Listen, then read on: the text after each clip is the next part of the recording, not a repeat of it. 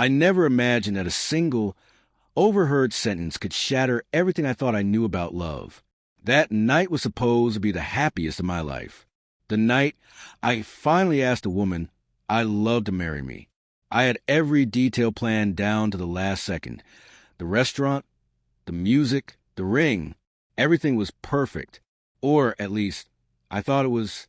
A few hours before dinner, I stopped by her apartment to surprise her. The ring box burned a hole in my pocket, my heart hammering with excitement.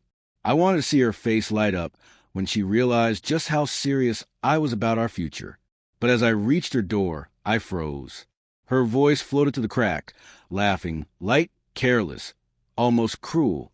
"He's going to propose tonight," she said, amusement lacing every word.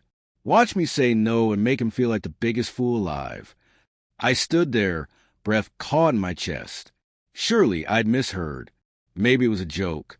But then her friend's laugh joined in, a sharp, knowing sound that cut deeper than any knife. "Girl, you're evil," her friend said between giggles. "You really could do that?" "Of course," she replied. "He's too nice, too predictable. I need someone who excites me, not someone who worships me." I stepped back from the door, hands trembling. The ring felt like molten metal burning through my pocket. Every step I took felt heavier than the last.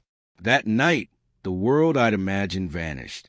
This night wasn't about love anymore. It was about truth. I spent the next few hours driving through the city with no destination. The ring a cruel reminder of my own naivety. Every memory of us replayed in my mind. The late-night calls, the soft laughter, the whispered promises I thought were sacred. Now, they all seem like lies, carefully crafted to keep me exactly where she wanted me. Devoted, blind, and unsuspecting. By the time I arrived at the restaurant, the sun had disappeared below the skyline. I sat for a moment, staring at my reflection in the window, wondering how I had missed every warning sign. She arrived soon after, radiant as ever, her smile perfected, practiced. She had no idea I had heard everything. "Hey," she said, sliding into the seat across from me. "You look nervous." If only she knew why. I offered a hollow smile and nodded. "Yeah," I murmured. "Big night." She laughed, tilting her head, effortless charm in every gesture. "Don't tell me you planned something special." I studied her face, the same one I had once imagined waking up to every morning. For the first time, I didn't see beauty. I saw manipulation, hidden behind soft eyes and a mask of innocence.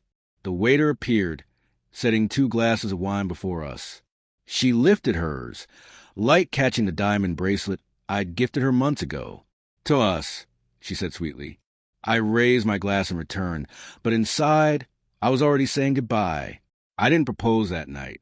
Instead, I did something simpler. I let her reveal herself.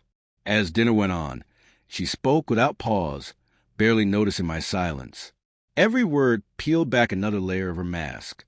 She complained about work, about friends, about the dullness of life. I realized then that it wasn't just me she was tired of. She was exhausted by anything that demanded depth or effort. She wanted attention, not connection. When dessert arrived, I reached into my pocket. Her eyes widened. Perhaps she thought the moment had come. But instead of a ring, I placed a small folded note on the table. "What's this?" she asked, confused. "Just something I wanted you to read," I said. She unfolded it slowly. Written inside, in plain, steady handwriting, were the words, "You were right. I was going to propose tonight. But I overheard what you said. Enjoy your excitement." Her smile faltered, color draining from her face. "You heard that?" she whispered. I nodded once. Every word. The silence that followed was heavier than anything I had ever felt. She opened her mouth to explain, but I stood before she could speak. I left the ring box on the table, unopened, untouched, and walked away. For the first time, the weight lifted. Pain lingered, yes, but so did clarity. Sometimes heartbreak isn't an ending. Sometimes it's the moment you finally remember your worth.